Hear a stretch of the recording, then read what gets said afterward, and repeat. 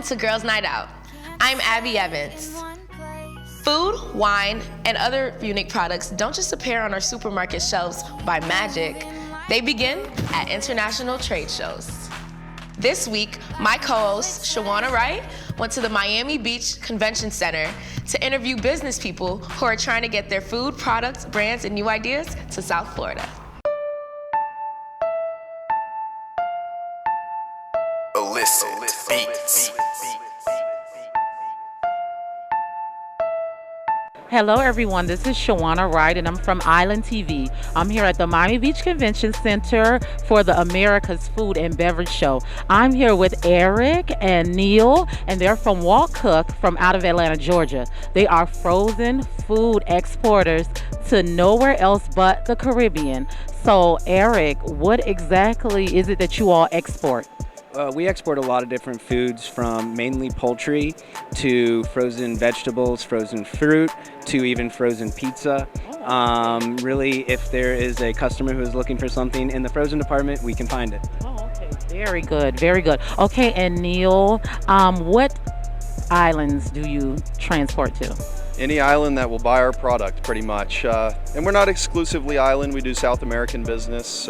We go over to French Polynesia as well, but you know, Haiti, St. Lucia, Bahamas, all the way down to Trinidad, the ABCs. So we try to touch every island in the Caribbean and any of the ones that are willing to buy from us and build a relationship. Hello everyone, this is Shawana Wright and I'm from Island TV. I'm here at the Miami Beach Convention Center at the America's Food and Beverage Show. I'm here with Ying's Kitchen, and she's located in Chicago but looking to make her way to Florida. Can you tell me about some of the products that we will be having down here in Florida? Because I definitely will be purchasing them. I taste the chicken that you prepared and oh my goodness, it was wonderful. So can you tell me about some of the flavors that you have? Sure. We have, pretty much, most Chinese flavors. Okay. We have the basic stir fry, original, and we have a kung pao. This is the one you taste, kung pao sauce. This is one little bit sweet, little bit tangy, and little bit spicy. Hey guys, it's me, Keiza Noble, leading female dating and attraction expert for men. And today in this video, I'm going to explain why being a successful man doesn't automatically mean that you're going to be successful with women.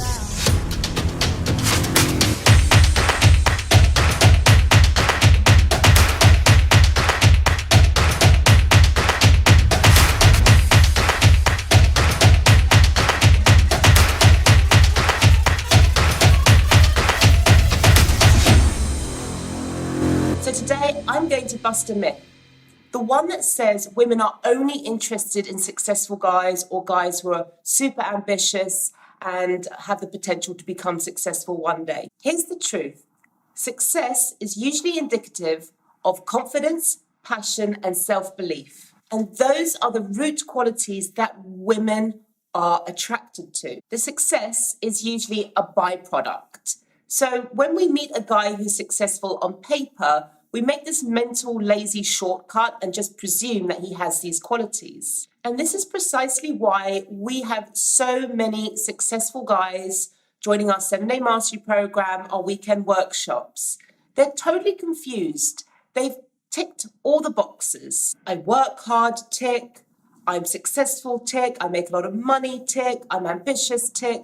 I've ticked all these boxes, and yet women are still not interested in me, or they can't get that top tier kind of woman that they're interested in. So they're totally puzzled as to why, because they've done everything that society has told them they need to do in order to be happy and attract women. You see, being successful on paper doesn't always mean that the guy has these qualities. He's not always that confident guy that we presume him to be. He's not that self-assured guy that we presume him to be either. In fact, having a successful career, a sports car, all the trappings that come with success can be used as a camouflage. This happens very often. Sometimes they want to hide their feelings of inadequacy, uncertainty, fear, insecurities. Now, obviously, it's perfectly reasonable to forge a successful lifestyle to counterbalance those feelings of inadequacy or insecurity. But good game is far more powerful than the trappings of success. Many times women, including myself, have been on dates with super successful guys.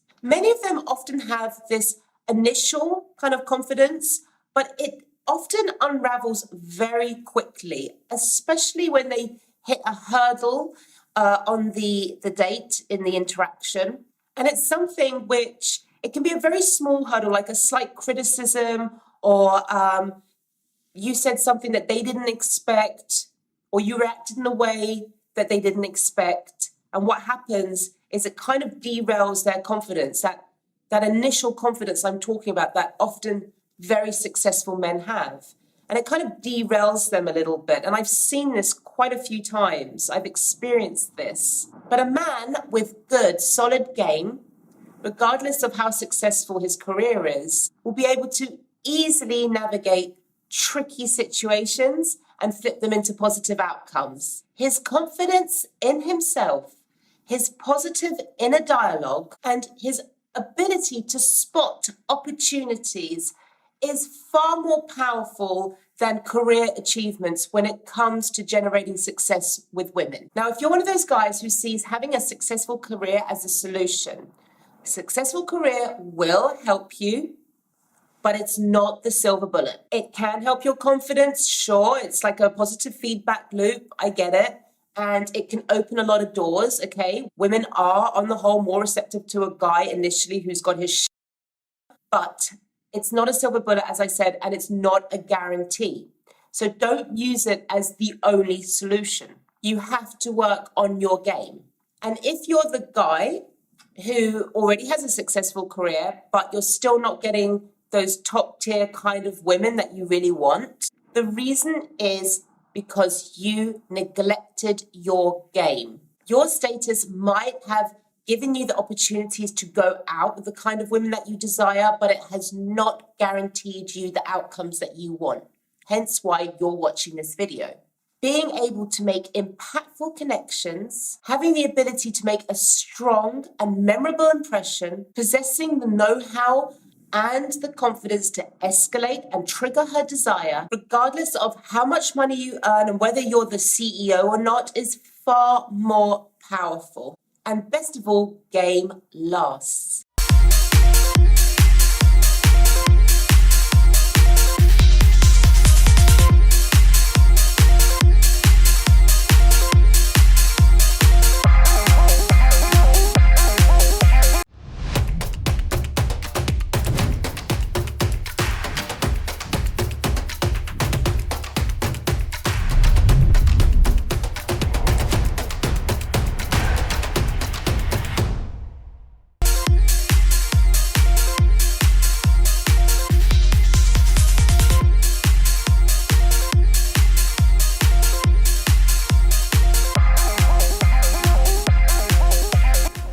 Hi, I'm Charlia Le Breton, and I'm with GNO.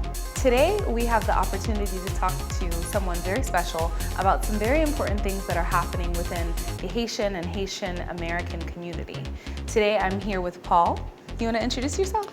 Yes, good afternoon. My name is Paul Christian Nofi, and I am the community and TPS organizer at the Family Action Network movement, FUM.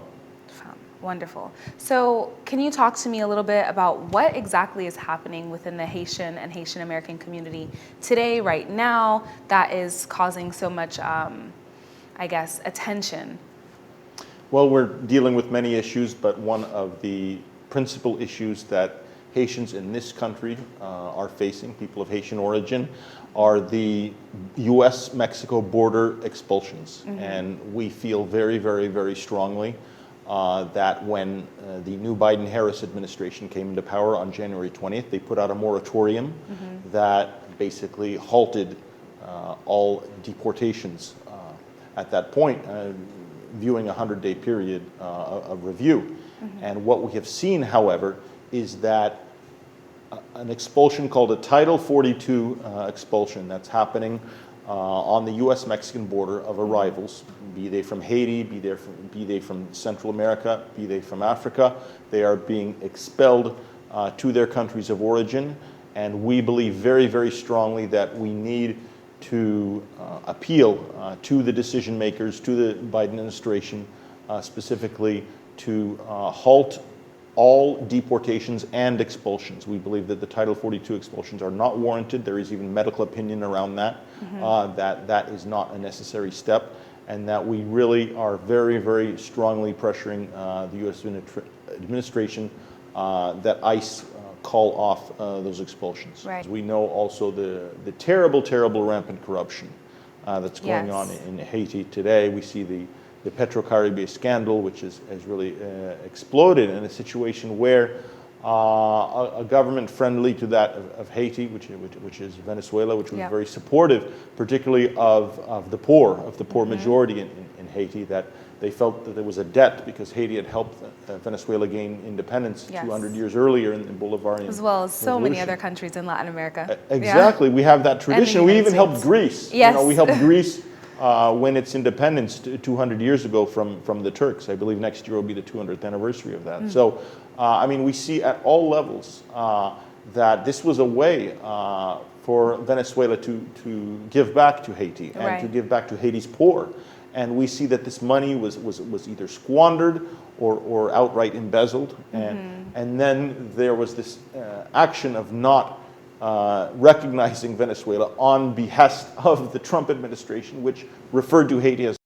So, I mean, this, for a series of reasons, people in Haiti are very, very, very upset. And there was a campaign there, basically asking, Côté l'argent Petrocaribe, where are the Petrocaribe funds? Where have they gone? And this has created a very, very, very heightened sense of illegitimacy. And we see U.S. Elected officials in the Congressional Black Caucus, people like Gregory Meeks, people like Mondaire Jones, Ayanna Pressley, and as well as some from the U.S. Senate, Patrick Leahy of Vermont, has been very, very supportive, asking for accountability in Haiti, and really pressuring the executive branch to change its tune on Haiti and require accountability, and not give the benefit of the doubt to a hardened Haitian administration, which is morphing in more and more in a dictatorial direction. Yeah. So I want to lean into that accountability, right? Given the context of complete upheaval that's happening in Haiti, which many can point to as the culmination of a series of United States-backed and interference, right? Where Haiti is a country that has been engineered to be unstable politically, economically, socially. And then looking at currently what's happening with deportations, expulsions, what does accountability in an internationalist context look like, right? Especially taking into account the UN has had a slew of violations against Haitians, Haitian citizens and the nation at large, as well as NGOs and ineffectiveness and kind of creating of an alternative status or alternative state of power. What does accountability look like to Haiti, and how do we actually get there? There's a lot in that question. I I'm know, gonna try to take I it piece by know. piece. So, Yeah. I mean, we actually see sometimes mixed signals from the Biden administration. There was actually a very courageous individual in the Biden administration who basically called out what's going on in Haiti. And we need to see more of that, because accountability means accountability at every level. And it's good to be back. You know, in 2010, when the earthquake hit, I came down here for several reasons. The President and I put in motion, with the help of a lot of other people, a major effort to try to rescue Haitians in Haiti from that earthquake.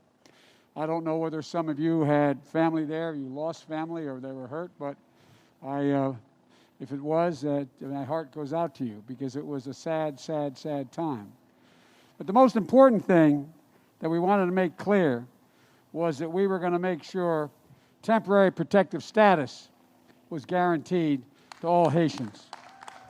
Absolutely. Haiti has been ruled by decree now for over a year. Yes. When the executive basically forced out the parliament, never held elections, and it's really a slap in the face of democracy. And we've seen this both with the current administration as well as under Martelly, where they don't hold elections at the local level, mayors, parliamentarians, and then they reward their not holding elections by saying, "Oh, sorry, your term is done," and putting their friends or those seats going to the highest bidder. And so we have seen, and this was part of the Federation of the Bar's interpretation, that those same rules that applied for the outgoing parliamentarians also have to apply to the executive, and that's one of the reasons why they came up with the February 7th, 2021 rule. So accountability means that you are a servant of the people.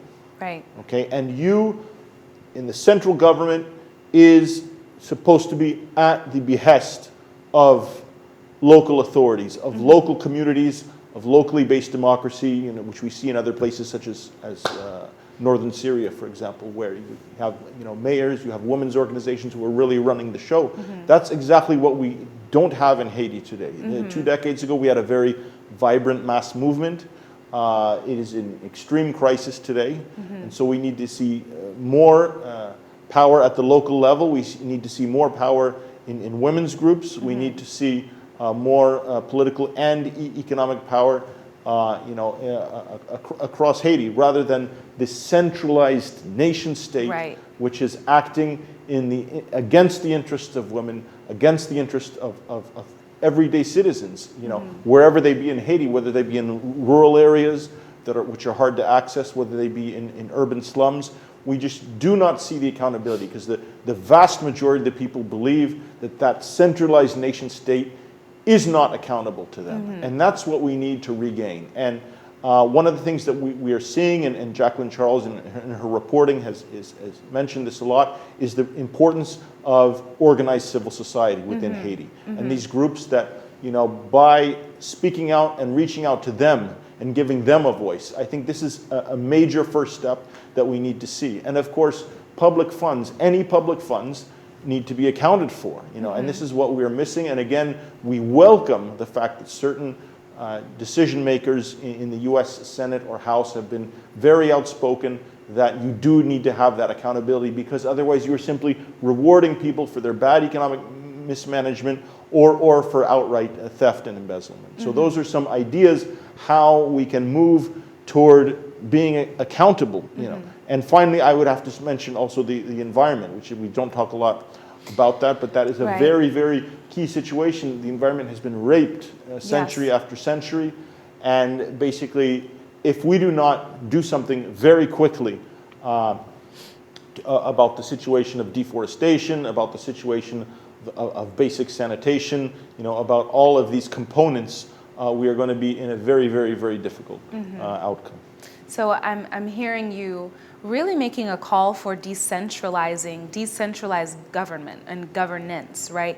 Democratizing of governance and having more of a say, the public having more of a say of where the funds that are received into Haiti through relief efforts, through sponsorships, where that's going, and making sure that there's more accountability in how it's spent and transparency, right? That's what it's sounding like. Exactly. I mean, that really is the Democratic Confederalist textbook. If you look at it, where you saw, for example, after the earthquake in 2010, right, massive amounts of money came in. I think it was something like to the tune of $6 billion.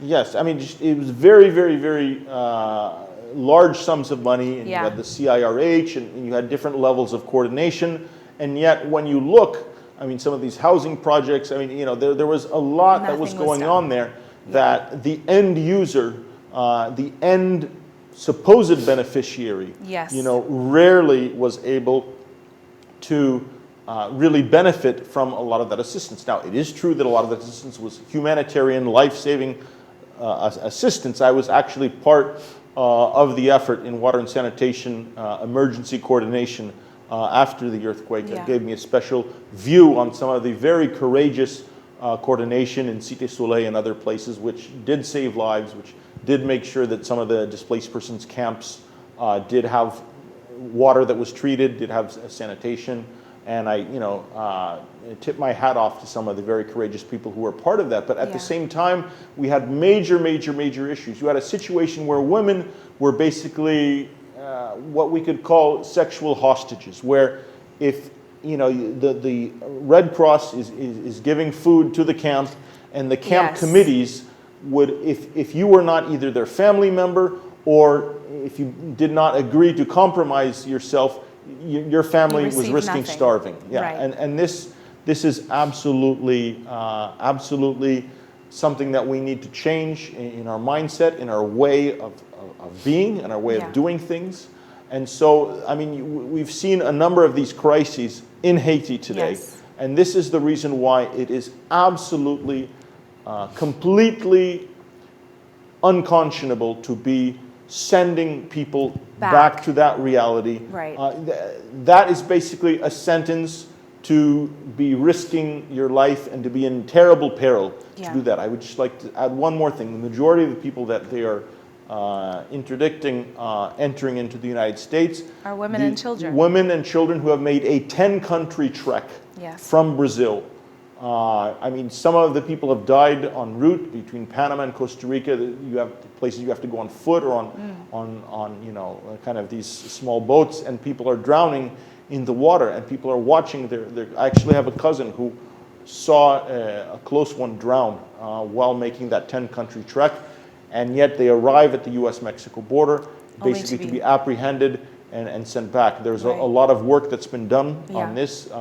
The Haitian Bridge Alliance has done a study in Tapachula in Chiapas about that situation, which is available online. And so we need to be making sure that people who did that 10-country trek have the right to speak. They have a right to asylum, they have a right to protection, they have the right to make their case. And simply deporting them on Title 42 unceremoniously without even a hearing is just an unconscionable act, which is happening during Black History Month. Yes.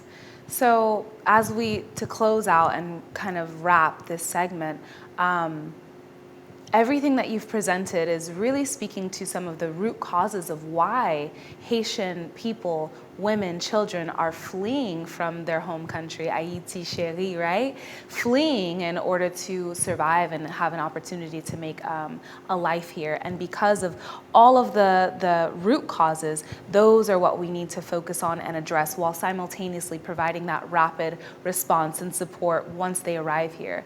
And so to close, I would like for you to tell any next steps. What is FAM doing? What are your affiliates doing? And how can folks get involved now to create that pathway for asylum seeking and to end deportations, expulsions, as well as get involved with addressing these root causes?